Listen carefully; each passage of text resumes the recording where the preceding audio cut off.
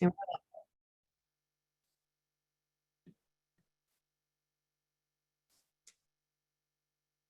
everybody. Thanks for joining today. We're going to give it a couple minutes as everyone continues to trickle in.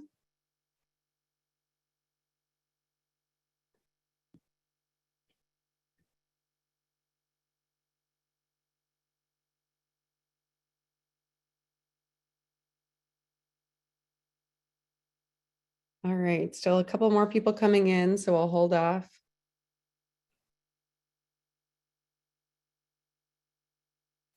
Awesome. All right, well, hey everyone, thanks for joining today.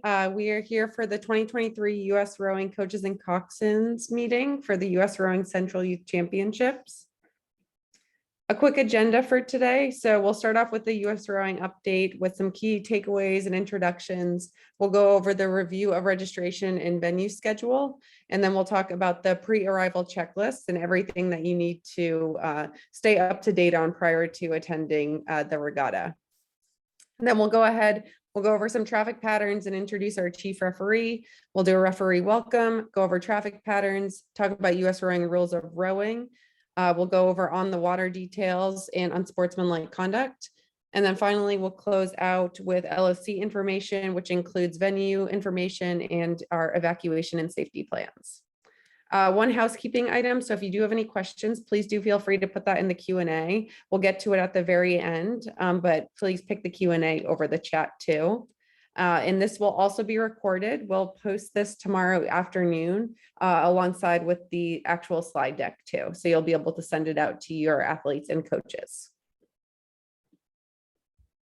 Okay, so some key takeaways. Again, we're coming into the 2023 US Rowing Central Youth Championships on May 6th and 7th in Oklahoma City.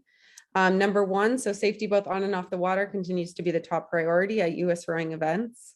Number two, so all teams, coaches, athletes, spectators, and other team representatives are responsible for information in this coaches and coxswains meeting, the regatta entry packet, and any information that are posted on our event website. And then finally, we're here to have fun. So quick introductions. My name's Sarah McAuliffe. I'm the director of competition at US Rowing, and I'll be the regatta director for this event. My coworker, Alyssa Orth, is going to be leading it from the membership perspective. So all questions regarding wristbands, your compliance for membership and safe sport will all go towards Alyssa. And I also have my competition associate here. We have Jake Robinson, who will be joining us to also take on some of the regatta director responsibilities. From the LOC, we have Gina here, and from our chief referee, we have Rebecca, and you'll hear from them both a little bit later. So a quick review of the schedule, trailer arrival window. If you are planning to arrive with a trailer anytime on Thursday, it must be made by appointment only, and you'll have to contact Gina for that. Otherwise, trailer parking will start on Friday, May 5th at 8 a.m. You don't need an appointment starting on Friday. The US Rowing registration area will be in the finish line tower. Will officially open on Friday, May 5th from 12 to 6. So here's where you will pick up your initial time trial bound numbers. You'll also pick up your wristbands, and you will, check in if you have any last minute lineup changes or questions. Then we have our practice. So practice is on Friday, May 5th from 1 to 6 p.m. We have last launch at 5:30 p.m. And then heat sheets and schedules and everything are live on our website. So you can go ahead and find those now. There was a Excel file that was shared out via email, which included all the seating information and the schedule information. On here now that the schedule is live in the actual heat sheets, which is a direct copy of what you saw via Excel, will be live in a couple minutes actually. All right, so a pre-arrival checklist. I'm not going to go over in detail all of these items, but do feel free to reach out if you do have questions. So just the 5 things that you just need to know before you arrive on site from a compliance aspect of things. 1, make sure you review the US Rowing Code of Conduct, and you can find that on our website. That'll also be hung in our finish line, or I'm sorry, the US Rowing registration area. 2, just make sure you're up to speed on the event entry packet. Number 3, just making sure your athletes are up to date on their US Rowing memberships. So compliance emails have started to go out with that. If you do have questions, please email members@usrowing.org and they'll be able to answer any questions you may have.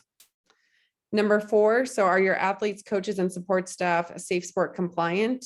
And the second half of that, are your coaches and support staff on the Regatta Central roster? So this is the same process as we had last year, but if you haven't already, please make sure that your Regatta Central roster for coaches and support staff is up to date by the time you get on site. That's important. So just a refresher of it, if you're looking at the Regatta Central homepage, on the left-hand side, there's an area that just says Safe Sport. That's where you and you as a coach, you as a team administrator will go in, you'll add any support staff or coaches who may need access to the dock. At every venue, it's a little bit different of what is technically the athlete only area or team area only. So that at this regatta is just the docks. So if you need to be at the docks, you must have a wristband and you have to be on this coach and support staff Safe Sport list. And then finally, have you paid your team entry fees? So a note here, so one of the changes when we've moved to a per athlete entry fee, we've adjusted the payment window so that you'll receive a final invoice from Regatta Central the day after lineups officially.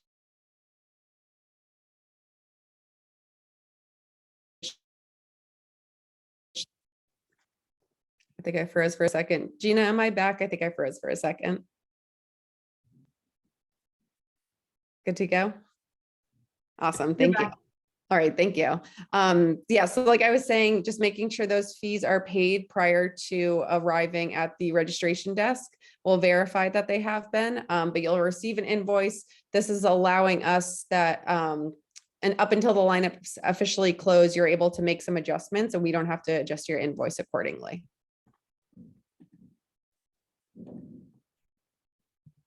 Okay, so starting off, I will introduce Rebecca in just a second too, but a quick referee welcome. We have 17 referees.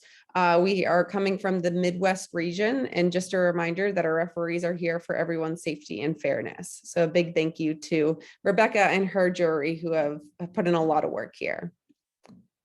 I'm going to go ahead and pass it to Gina right now. We're going to go over the traffic patterns, both practice, time trials, and sprint racing.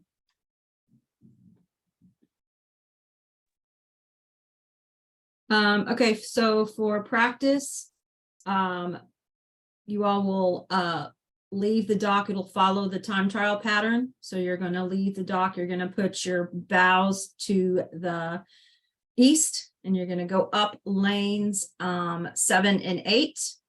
You're going to come around the back side of the dock, and then you're going to come around it and back in, and you can race down in lanes 1, 2, and 3. 4 and 5, there's no rowing, it's a buffer. And then you'll come down to the end. You're going to circle around through the bridge, circle around the buoy, and then come back into the dock to recover.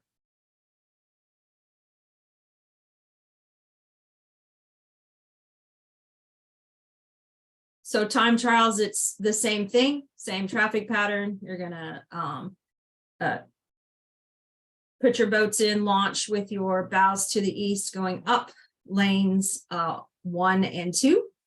Lanes 7 and 8, and then you'll come around the back side of the dock in your bow number order. Once you're in bow number order, there'll be a marshal up there. If you have an even number bow number, you are going to race down in lane 2. If you have an odd numbered bow number, you will race down in 3. Please make note of your bow number so that you are in the correct lane when you come down the race lanes. Once they will let the referees at the start will let you know when to go. You will have a few strokes to get your speed up, but once you cross that 1900 mark, then you're on the course. You'll come down, you'll pass down. Once you get past the finish line, come down through the bridge, go around the buoy, and come back and dock on the west end of the dock.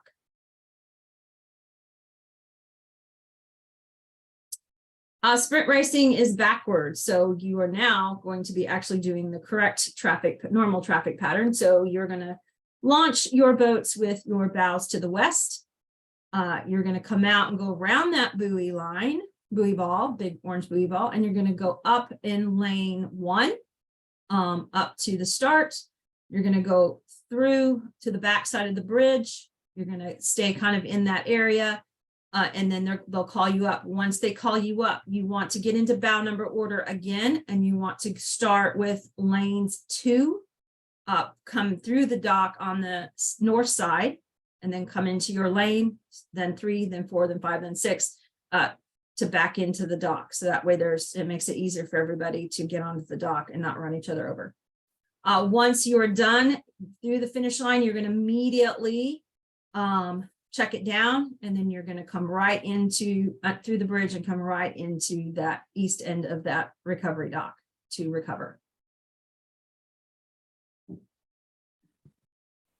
Awesome. Thank you, Gina.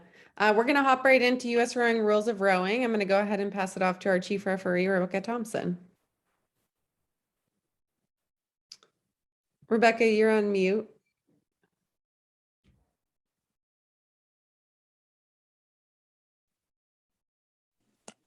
There we go. Okay. I'm telling you, give me a set of flags and a megaphone, I'm great. Give me a computer, not so good. Anyway, I do want to caution the crews on one thing regarding the sprint races. You're going up to the start in lane 1. Lane 2 is a racing lane. So you're only going to have a line of buoys between lane 1 and lane 2. So you need to be very careful when you're going up to the start that you don't drift over into lane 2 and you run into an oncoming race. US Rowing Rules of Rowing will follow the 2023 version. It is your responsibility and your coach's responsibility to know and understand the rules of rowing.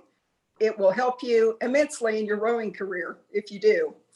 Equipment, everybody has certified that your equipment meets the rules. The heel ties are tied to a minimum of 3 inches or maximum of 3 inches, and bow ball is firmly affixed. We will go ahead and have equipment checks at the dock. Once your boat is checked, we will tag it, and you don't have to stop and have it checked for the remainder of the weekend. However, we will be doing random checks if we feel like we need to. Also, if you've already had your boat checked, just don't blow by the referee at the control commission. Stop and let them know which race you're in and that you're launching so we can record it appropriately for everybody else that's on the course. Broken equipment. If you have broken equipment, alert the nearest referee. And if there's anything we can possibly do to get it fixed before your race, we will work with you to do that. On the water. So in general, if a referee gives you an instruction, if the coxswains or someone in the boat, stroke seat or bow, if you're an uncoxed boat, if you would please acknowledge by raising your hand, we would really appreciate it. That way we're not going to keep yelling at you over the megaphone.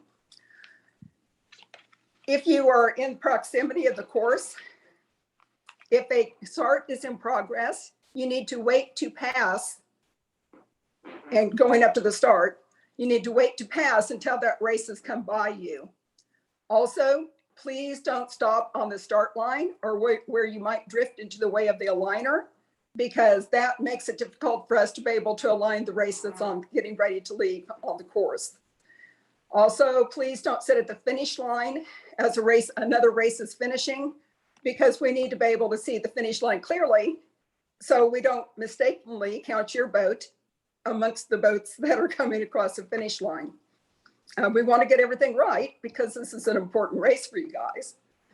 So also don't do power strokes or sequences along the race course as a race is approaching you.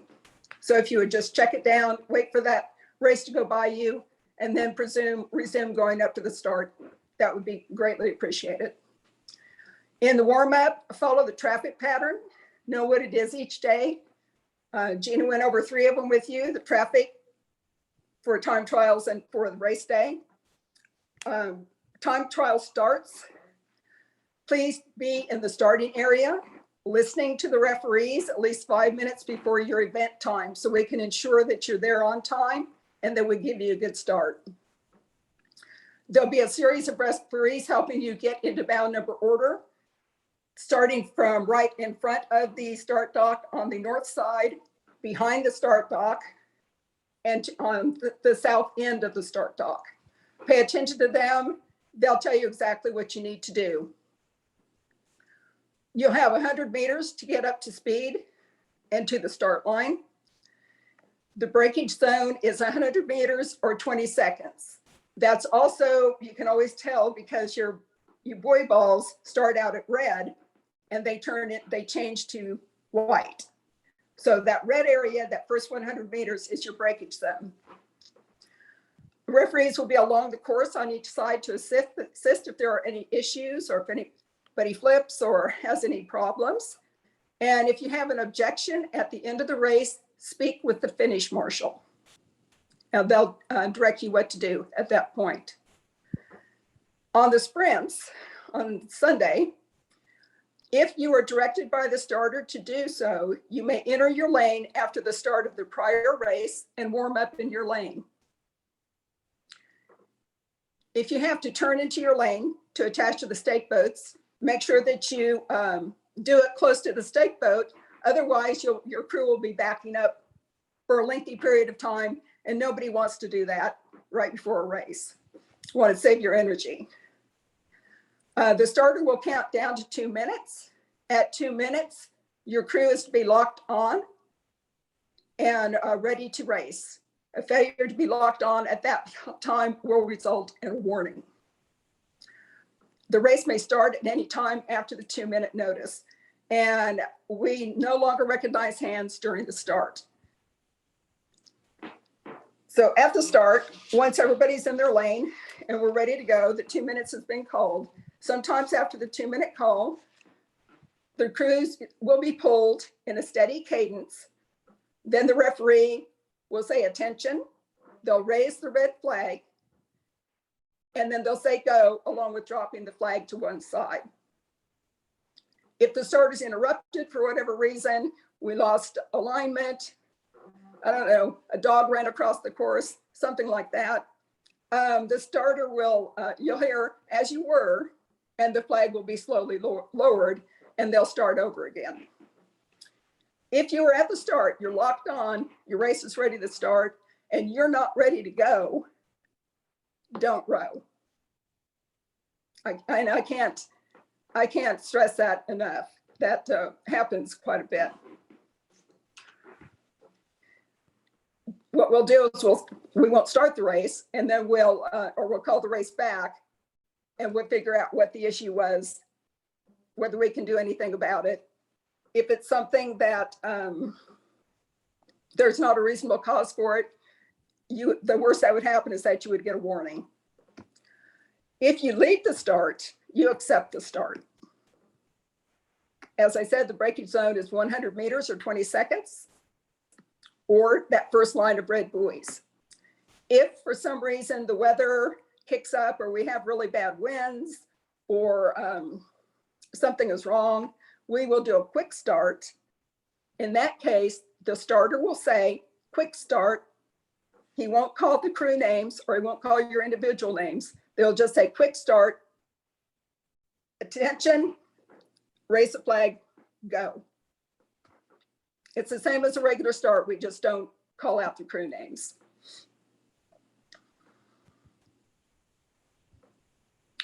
So after you leave the start area, as soon as you leave the start, a chase official will go behind your boats. And if we need to, we'll use a white flag to direct your shell. And the stroke should communicate those instructions to the coxswain.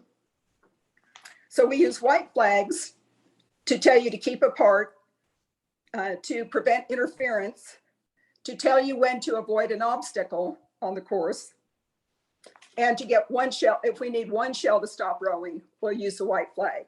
We'll use red flags and or a siren or a whistle to stop the race, and in which case everybody would stop rowing when you hear that. So at the finish, you will hear a horn. Coxswain might see a flag drop. The flag drop is primarily for the referees on the water to know when to stop timing. But the coxswain will hear a horn, or the crew will hear a horn. If you have an objection to the race or a question, that has to be initiated on the water to a referee. So as they're coming down behind you and you cross the finish line, once everybody has crossed the finish line, the referee will stop. He'll watch you for a couple of minutes just to make sure nobody's in medical distress or doesn't need anything. And he's looking for somebody to have their hand raised, just one person to have their hand raised. The referee will come over to you, ask you what happened, what impact it had on you, and what resolution you're seeking. They most likely at that time will tell you what they saw or what they observed. And after the conversation, you can let the referee know if you plan to submit a protest.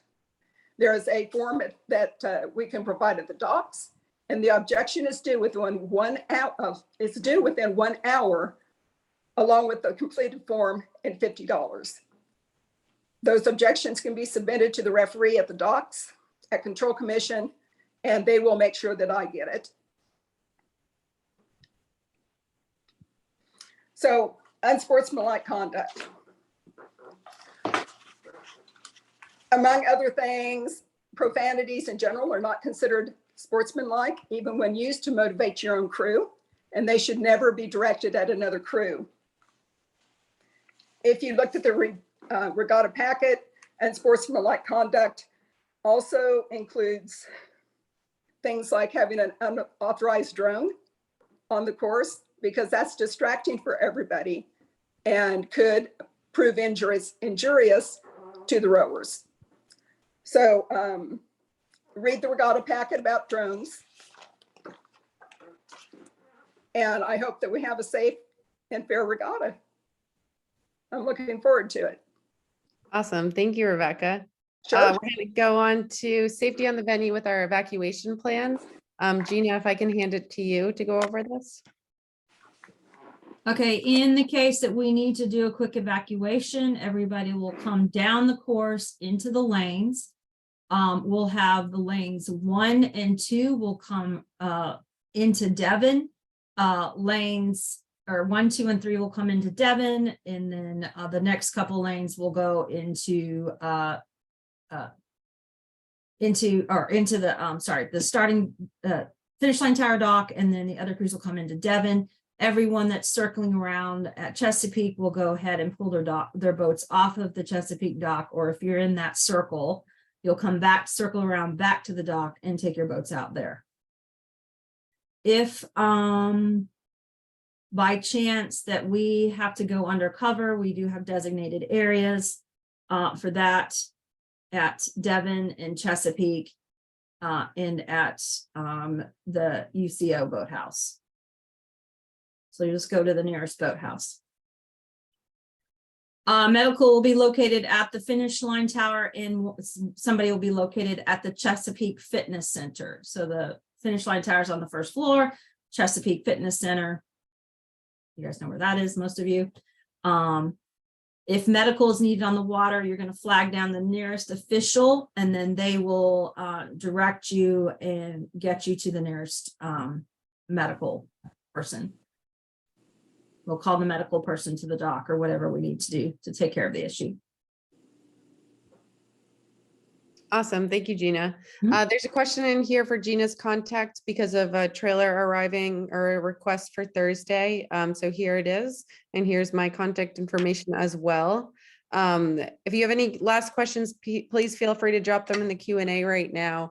One note, and this email will go out on Thursday too, but this is just shadowing for Youth Nationals. So if you haven't already read in the entry packet how you will submit a potential bid for Youth Nationals, then please do review that. There is a little bit of a tweak this year. I'll quickly talk through it, but then also, again, please read the wording and then please read the email that does go out. Last year, you had to wait for USRowing to open an event on Regatta Central for you. This year, you will not have to do it. This year, you can, as soon as you know that you have received the bid. So if you place in one of the bid positions for the Central Youth Championship, the Youth Nationals Regatta is application driven. So you can automatically, if you win the 8, you can automatically go to the Youth National Regatta page and submit an application to be in the men's 8, women's 8, whatever it may be. Then from there, US Rowing will go and accept these bids on like multiple times a day, but it is the teams initiating this, not US Rowing initiating it this year. The only other tweak too, so this is all within a 3-day period. You must submit all of your bids or bid applications within 3 days. If you do not, then we are assuming you're not accepting it. So then it's a roll down bid. From there, US Rowing will alert the next crew and say, like, you can now go put in an application, and there's a timeline associated with that. You'll put in an application to the Regatta Central page once again, and we will accept it from there. By application, it's literally just an entry. So it's nothing different than what you've normally done in the past, but it just gives US Rowing a little bit more flexibility to see who's already submitted. So please just refresh your memory on that, because there is a slight tweak this year. I don't see any other questions come through. So I will close this out tonight. Thank you all so much for joining us this evening. If you have any questions, please feel free to let us know, but good luck to all competitors.